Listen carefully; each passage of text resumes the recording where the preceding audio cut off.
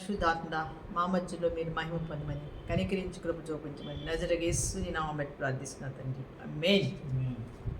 సర్వకృపానిధియగు ప్రభువా సకల చరాచర సంతోషమా స్తోత్రము చేసి స్తుతించెదను, సంతోషముగా నిన్ను పొగడెదను.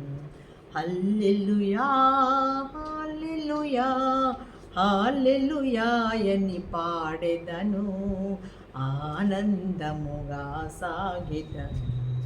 ప్రేమించి నన్ను వెతకితివి, ప్రీతితో నన్ను రక్షించితివే.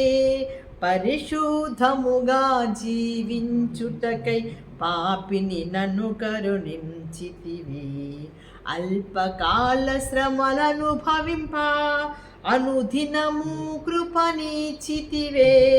నాదుని అడుగు జాడలలో నడుచుటకు నన్ను పిలచితివి.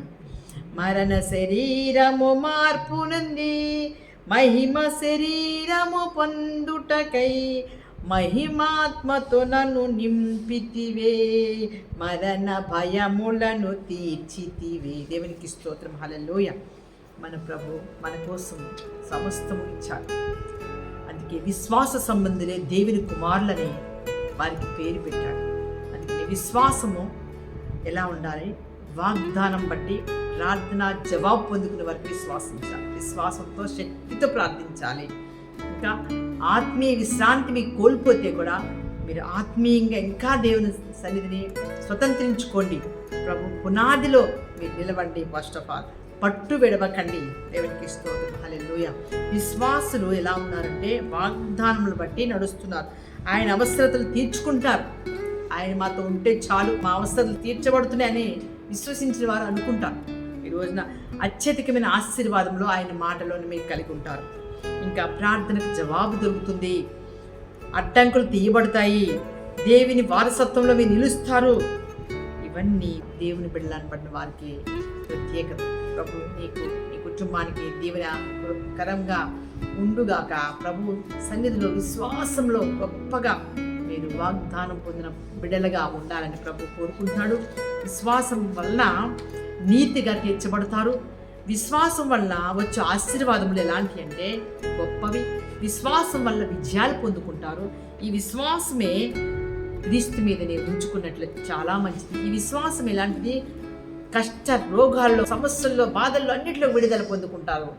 అదే విశ్వాసం, గొప్ప విశ్వాసం. అదే శతాధిపతి అయ్యా మా ఇంటికి రా అని అడిగాడు. ఒక అధికారి అడిగాడు. ఒక గుడ్డివాడు అయ్యా నన్ను ముట్టాను. విశ్వాసమే కదా. రోగులు అయ్యా నన్ను చూడయ్యా అన్నారు.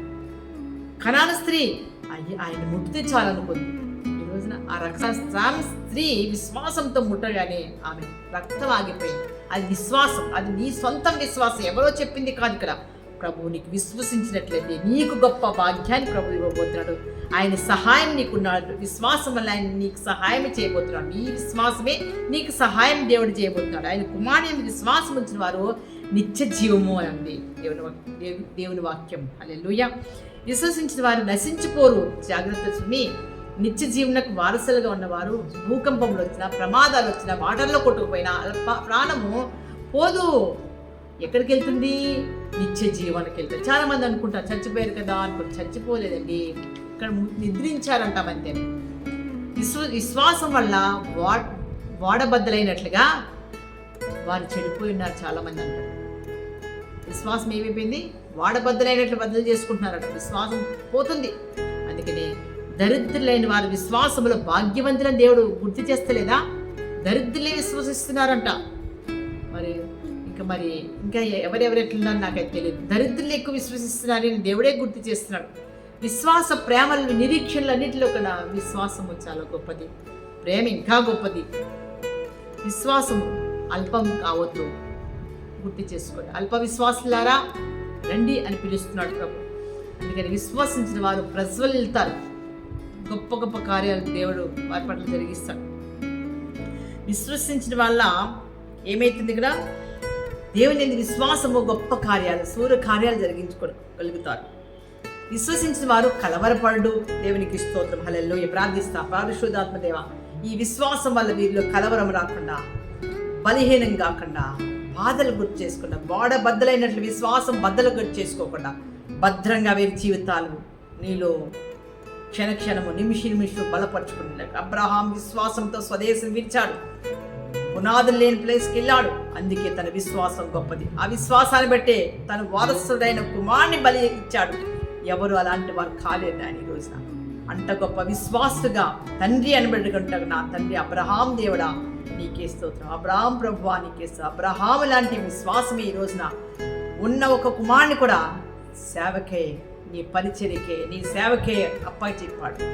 బలిపడానికి వెళ్ళినప్పుడు అబ్రహాం ఆగిపో, నీ కుమారునికి బదులుగా గొర్రెను ఉంచాను, నువ్వు దాన్ని బలి అన్నావు తండ్రి. ఎంత గొప్ప త్యాగం నాయన. అలాంటి త్యాగమూర్తులుగా తండ్రులుగా నువ్వు నిలబెట్టబోతున్నావు. పరిశుద్ధాత్మ బద్దలైనట్టు బదులుకోకుండా విశ్వాస కవచములు కలిగి ఉన్న కుమారులుగా బలపరచమని, మీరు మహింపదమని, సాతానికి సిగ్గుని బిడ్డకు జయమని యేసయ్య శక్తివంతమైన నామములో ప్రార్థిస్తున్నా తండ్రి. ఆమేన్. అందరికి షేర్ చేయండి, లైక్ చేయండి. ప్రభు మీకు తోడేయండి కాక. ఆమేన్.